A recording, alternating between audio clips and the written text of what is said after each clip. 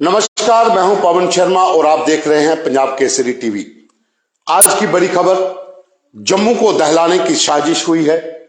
2 blast Jammu के transport yard जो नरवाल का इलाका है वहां पर होते हैं और एक ब्लास्ट के बाद 20 मिनट बाद दूसरा ब्लास्ट हो जाता है। 2 लगातार ब्लास्ट हुए हैं, 9 लोग उसमें घायल हो चुके हैं, जिसमें एक की हालत काफी गंभीर बनी हुई है। जो घायल हैं उनका इलाज गवर्नमेंट मेडिकल कॉलेज में चल रहा है।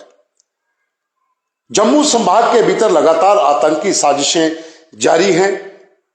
जम्मू कश्मीर इस समय हाई अलर्ट पे है, लेकिन जम्मू को दहलाने की साजिश जो है वो सीमा पार रची जा रही है।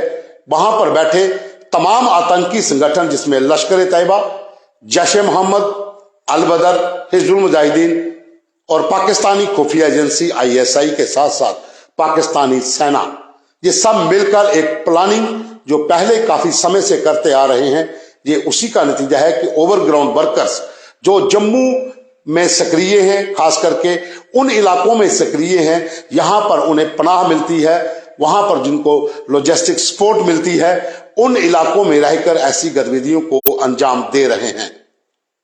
जम्मू में 2 ब्लास्ट होना, जो सुरक्षा एजेंसियां यहां पर सक्रिय थी, जो उनके सूत्रों ने बताया है कि यहां पर भी एक गाड़ी बाहर से आई है और वहां पर वो गाड़ी पार्क होने के बाद सुबह लगभग 11:20 के आसपास ये ब्लास्ट होते हैं। कहने का मतलब यह है कि एक बड़ी साजिश थी, क्योंकि जिस इलाके में ये 2 ब्लास्ट हुए हैं वहां पर लगभग 12 साढ़े 12 बजे के करीब बहुत ज्यादा भीड़ हो जाती है। मैकेनिक ज्यादा है वहां पर, वर्कशॉप्स बहुत ज्यादा हैं, लोग बहुत आते हैं गाड़ियां लेकर काम करवाने के लिए, और बिल्कुल हाईवे से सटा हुआ इलाका है। इस इलाके में ये प्लांट किए गए जो ब्लास्ट हुए हैं, जिसमें माना जा रहा है, शुरुआती जांच में जो हमें पता चला है कि इसमें स्टिकी IED हो सकती है। स्टिकी बम, जो पहले उधमपुर में एक मामला आया था कि बसों में स्टिकी बम लगाए गए थे, यहां पर स्टिकी IED वो लगाई गई थी जो ब्लास्ट हुए हैं, क्योंकि जो स्प्लिंटर्स वहां से निकले हैं उनकी रेंज बहुत दूर तक गई है और एक ट्रक के जो टायर थे उनको भी ब्रस्ट किया गया है। काफी जोरदार धमाके थे। पुलिस वहां मौके पर पहुंच जाती है, लेकिन दूसरा धमाका पुलिस के पहुंचने के बाद होता है। ये साजिशें लगातार सीमा पार से रची जा रही हैं। अब आंकड़ों की अगर बात करें तो जम्मू कश्मीर के भीतर 16 दिसंबर को ये शुरू हुआ था, जो आतंकी नेटवर्क का ये पूरा एक षड्यंत्र था, जो एक जाल बुना गया था। तब रजौरी में अल्फा गेट के बाहर 2 लोगों को आतंकी हमले में मारा जाता है। आतंकी हमला होता है, 2 लोग मारे जाते हैं। उसके बाद जम्मू के सिजड़ा इलाके में 28 दिसंबर को एक ट्रक को रोका जाता है, जिसके भीतर 4 आतंकी सवार होते हैं, जिनके पास हथियारों का एक बड़ा जखीरा होता है। चारों आतंकी मुठभेड़ में मारे जाते हैं और उनसे बरामद होता है बहुत सारा असला। और उसके बाद 1 जनवरी को रजौरी के डांगरी में आतंकी हमला हो जाता है। वहां पर माइनॉरिटीज को टारगेट किया जाता है। आधार कार्ड की शनाख्त के ऊपर उन लोगों को मारा जाता है जो हिंदुओं के वहां पर घर थे, उन लोगों को निशाना बनाया जाता है। 7 लोग उस हमले में शहीद हो चुके हैं। पहले फायरिंग होती है, वहां पर हमला होता है, 4 लोग मारे जाते हैं, कई लोग घायल होते हैं।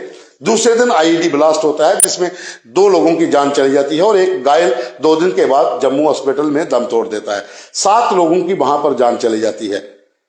आतंकियों की साजिशें सीमा पार लगातार जारी है और ये पूरा नेटवर्क काम कर रहा है। और आज देखिए, जम्मू के नरवाल में 2 ब्लास्ट हो जाते हैं, और वो भी उस समय जब यहां पर हाई अलर्ट है। राहुल गांधी की भारत जोड़ो यात्रा जम्मू कश्मीर में प्रवेश कर चुकी है और इस समय कठुआ के चरवाल में है। उसका आगे सांबा का प्रोग्राम है, फिर जम्मू का है, उसके बाद कश्मीर जाना है। तो इस समय एक पूरा हाईलाइट है। उसके बीच में इस तरह 2 ब्लास्ट हो जाना कहीं ना कहीं ये दर्शाता है कि जो ओवरग्राउंड वर्कर का नेटवर्क है वो कितना सक्रिय हो चुका है, खास करके जम्मू संभाग के भीतर। सुरक्षा एजेंसियों को इस ओर सोचना होगा, पुलिस को भी इस ओर सोचना पड़ेगा। हालांकि पुलिस ने एक प्रयास किया था कि वेरिफिकेशन शुरू करवाई थी कि जो भी किसी के किराएदार हैं वो वहां पर पुलिस के पास उनका नाम दर्ज करवाएं कि कौन कौन किसके घर में रह रहा है। लेकिन सवाल ये उठता है कि क्या घरों के भीतर ऐसे लोग होंगे, जहां दूसरे को ऐसे आशियाने हैं, जहां ऐसे ठिकाने हैं, जो लोग यहाँ जो विदाउट होम हैं, वो कई फ्लाईओवर के नीचे रह रहे हैं, कोई नदी नालों के बीच अपने टप्पर लगाकर, छपरी लगाकर बैठे हुए हैं।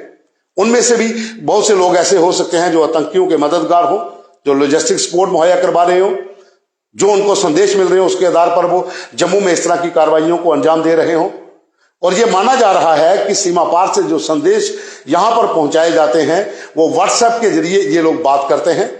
और राजौरी में जो हमला हुआ था उसके बाद जिन लोगों को डिटेन किया गया, जिनसे ये पूछताछ की जा रही है, तो ये सूत्रों से पता चला है कि वहां पर आतंकियों ने अपने मोबाइल फोन इस्तेमाल नहीं किए।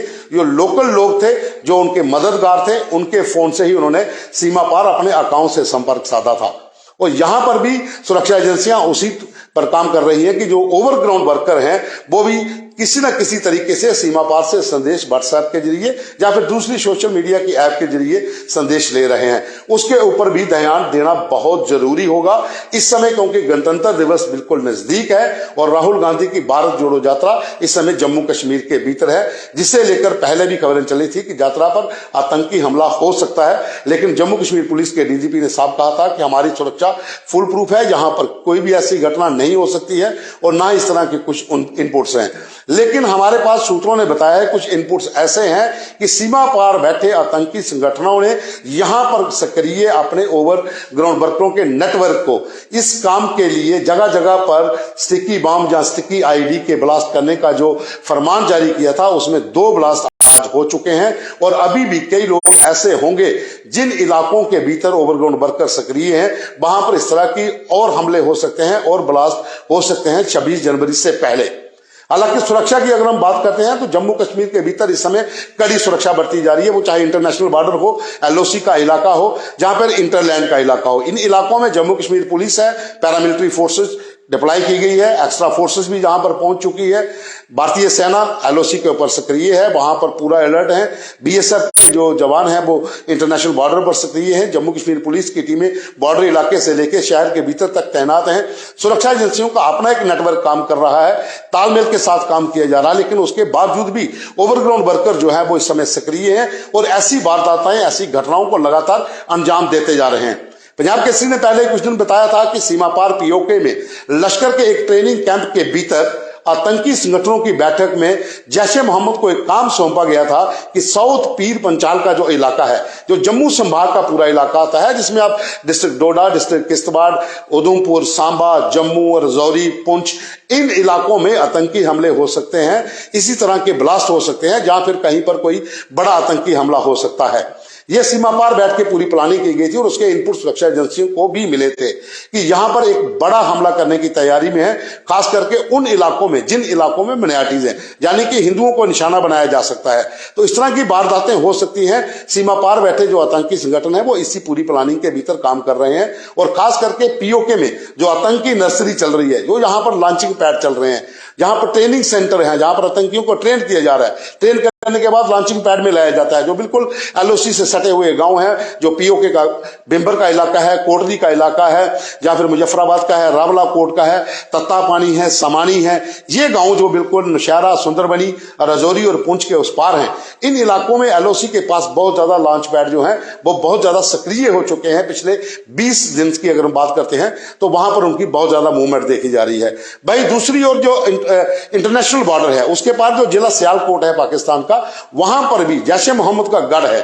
वहां पर जैश ए मोहम्मद का जो कैडर है वो बिल्कुल सीमा से सटे हुए जो गांव हैं उनके अंदर अपनी मूवमेंट को तेज रखे हुए है और वहां पर लगातार बैठकें हो रही हैं, मस्जिदों के अंदर मीटिंगें की जाती हैं और वहीं से घुसपैठ की तैयारी की जा रही है। इस समय जम्मू कश्मीर के भीतर सीमा पार से घुसपैठ की साजिशें लगातार हैं कि किसी न किसी तरीके से आतंकियों को धकेला जाए। लेकिन यहां पर जो सुरक्षा के प्रबंध हैं, जो जिस तरह से सुरक्षा कड़ी की गई है, बॉर्डर के ऊपर से घुसपैठ करवाना इसलिए बहुत मुश्किल है क्योंकि मेंढर में एक कोशिश हुई थी जिसमें दोनों घुसपैठियों को मार गिराया गया था, उनसे हथियार भी बरामद हुए थे।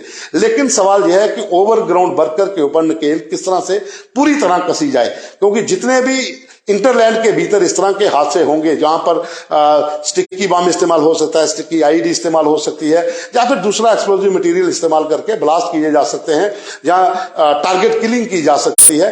कहीं ना कहीं ओवरग्राउंड वर्कर जो हैं उनके साथ मिलकर ये काम किया जा रहा है और जम्मू कश्मीर पुलिस और सुरक्षा एजेंसियों को इस पर ज्यादा ध्यान देने की जरूरत है। जो ओवरग्राउंड वर्करों का नेटवर्क है उसे किसी न किसी तरीके से ध्वस्त करना है ताकि गणतंत्र दिवस जो है वो बिल्कुल सही तरीके से निकल जाए, शांति से निकल निकल जाए और राहुल गांधी की यात्रा जो है वो भी सफलतापूर्वक कश्मीर तक पहुंच सके। आज के लिए इतना ही, धन्यवाद।